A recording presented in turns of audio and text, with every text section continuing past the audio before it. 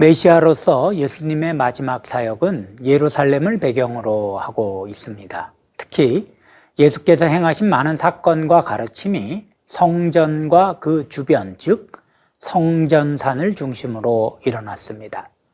지금은 엘 악사 모스크라는 이슬람 사원이 세워져 있는 이곳은 원래 예루살렘 성전이 있었던 곳이죠. 예루살렘 성전은 모두 3차례 건축된 걸로 알려져 있습니다. 가장 먼저 세워진 건 솔로몬 성전이고, 이 성전이 바벨론에 의해 무너지고 불타 없어진 후 포로에서 돌아온 유다 백성들에 의해 두 번째 성전이 세워졌으니 바로 스룹바벨 성전으로 당시 유대 총독의 이름을 따서 명명되었죠. 예수님 당시 성전은 세 번째 성전으로 헤롯 성전입니다. 헤롯의 아버지는 에돔, 신약이 기록된 헬라어로는 이둠의 사람입니다. 물론 당시 에돔 사람들은 형식적으로나마 유대 사회의 일원이었습니다. 왜냐하면 헬라로부터 잠시 유대의 독립을 이루었던 하스모니아 왕조의 요한 히르카누스가 에돔이 자기 영향권 아래 들어오게 되자 에돔 사람들도 모두 할례를 받고 유대교 율법을 준수할 걸 강요하여 유대 사회로 편입시켜 버렸으니까요. 헤롯 가문도 이렇게 유대 사회에 편입된 거죠. 게다가 헤롯의 어머니는 유대인이었습니다. 하지만 그렇다고 유대 사회가 그렇게 편입된 에돔 사람들을 온전한 유대인으로 받아들여 준 건 아닙니다. 아무리 헤롯 가문이 유력했다 해도 마찬가지였죠. 이후 로마의 폼페이우스 장군에 의해 레반트 지역이 점령되었을 때 에돔의 유력 가문 출신인 헤롯의 아버지 안티파테르는 폼페이우스에 의해 지역 장관이 되었고, 이집트에서 전쟁 중 포위되었던 가이사를 구출해내는 공을 세워 로마에 좋은 인상을 심어 주었습니다. 이렇게 로마와 인연이 닿은 헤롯은 이후 로마로부터 유대의 분봉왕으로 임명받아서 하스모니아 왕가가 지배하던 모든 지역을 다스리는 통치권을 얻게 되었죠.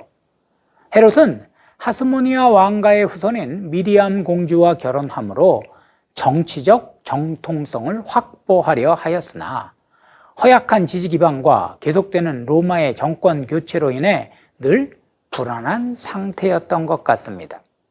새로운 성전의 건축은 이런 헤롯의 불안을 타개할 묘책 중 하나였습니다.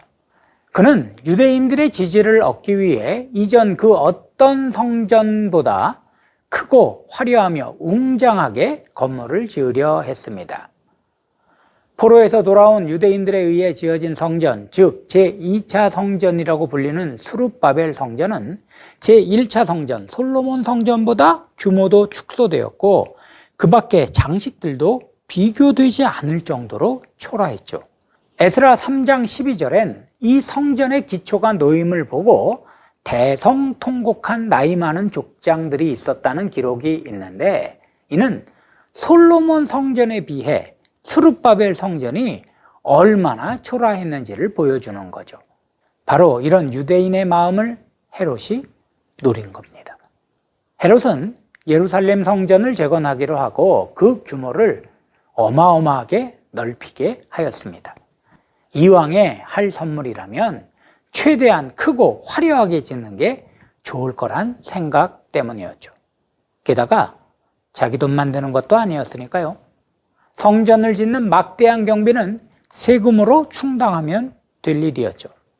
주전 19년 드디어 헤롯 성전이라고 불리는 제3차 성전의 건축이 시작되었습니다. 물론 유대인들은 성전을 헤롯이 지었다는 것에 대한 반감이 있어서 제3차 성전이라고 하지 않고 제2차 성전을 증축한 거라고 합니다만, 아무튼 이렇게 시작된 헤롯의 성전 건축은 자그마치 주후 63년에야 끝이 납니다. 물론 성전 증축을 결정한 헤롯은 이 성전이 완공되는 걸 보지 못했죠. 심지어 예수님이 활동하셨을 때도 성전은 여전히 공사 중이었습니다. 이렇게 당시 예루살렘 성전은 순수한 믿음을 상징하는 장소가 아니라 인간의 고도의 정치적 계산이 깔린 장소가 되어버렸고, 그 주인 자리는 하나님이 아니라 헤롯과 그와 결탁한 권력층인 대제사장과 종교적 귀족들의 차지가 되고 말았죠. 예수님의 마지막 사역이 바로 이 성전에 집중되어 있는 건 바로 이 때문이었습니다. 예수께서는 공생애의 마지막 기간에 주로 성전에서 가르치시고 성전을 활동 배경으로 삼고 있는 사람들과 논쟁하셨습니다. 예수께서는 그들에게 그야말로 도발적으로 대처하셨죠. 성전엔 이방인의 뜰이란 장소가 있었습니다. 이는 생물학적으로는 비록 이방인이라고는 하나 그들에게도 구원의 손길을 내미시는 하나님의 은총을 나타내는 공간이었죠. 그런데 대제사장들은 바로 거기를 환전상에게 내어주어 자기 돈벌이 장소로 삼았습니다. 이는 단지 그들이 불의한 재물을 쌓는 일에서 그치는 게 아닙니다.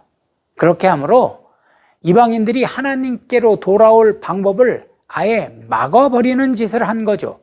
이 환전상들은 오직 성전에서만 통용되는 화폐를 취급했는데 막대한 수수료를 붙여 얻는 이득을 성전 관계자들과 공유했죠. 그뿐 아닙니다. 종교 지도자들은 제물용 동물들도 성전 뜰에서 구매하도록 유도하므로 상당한 이득을 보았습니다.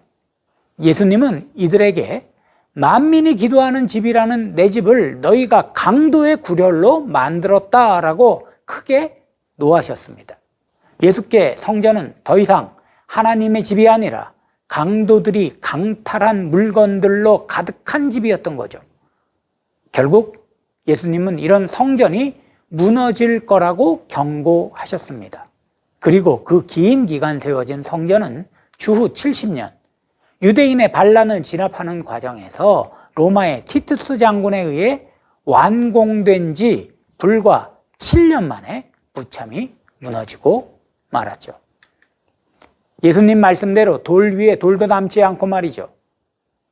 2000년이 지난 지금 그 자리엔 성전 대신 이슬람의 3대 성지 중 하나라는 엘 악사 모스크 그리고 황금돔이 자리하고 있습니다. 유대인들은 다만 성전을 지을 때 쌓은 축대 중 서쪽 벽면인 통곡의 벽에서 다시 성전이 회복되길 기도하고 있을 뿐이죠.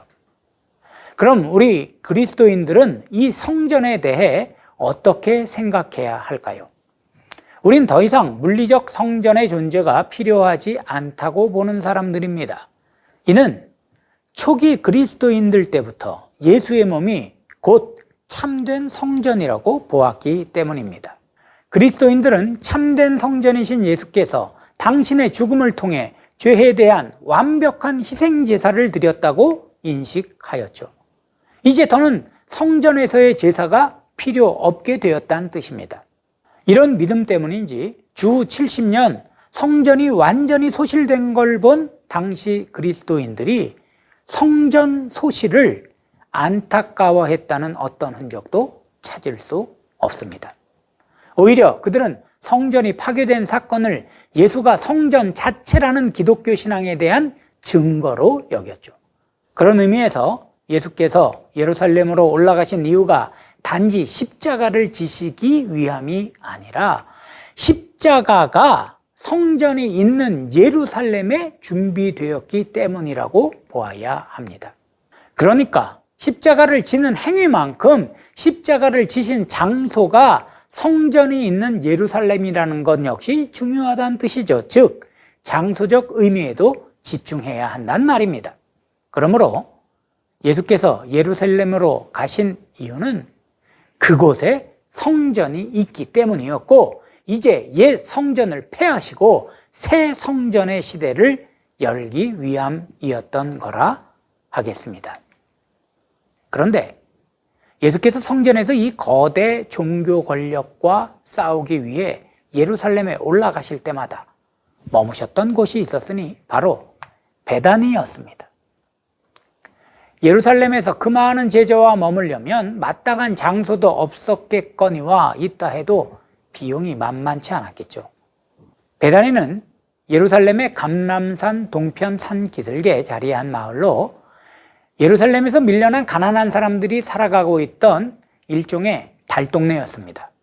걸어서 1시간 정도면 예루살렘에 닿을 수 있는 이곳엔 나사로와 마르다 그리고 마리아 남매가 살았고, 그들은 예수께서 예루살렘에 오실 때면 항상 자기 집을 내어드렸죠.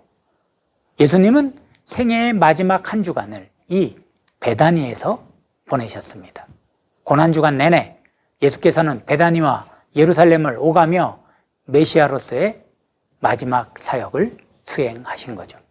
예루살렘이란 곳을 점령한 가장 높은 사람들과 치열한 싸움을 하신 전초기지가 가장 낮은 곳에서 살아가는 사람들이 사는 동네 베다니였다는 건 예수께서 이 땅에 오셨을 때의 모습을 연상시킵니다. 가장 낮은 곳, 베들레헴 마구간에서 삶을 시작하신 예수께서는 마지막까지 가장 낮은 곳에서 지내심으로 당신이 이 세상에 오신 이유를 몸소 보이셨습니다.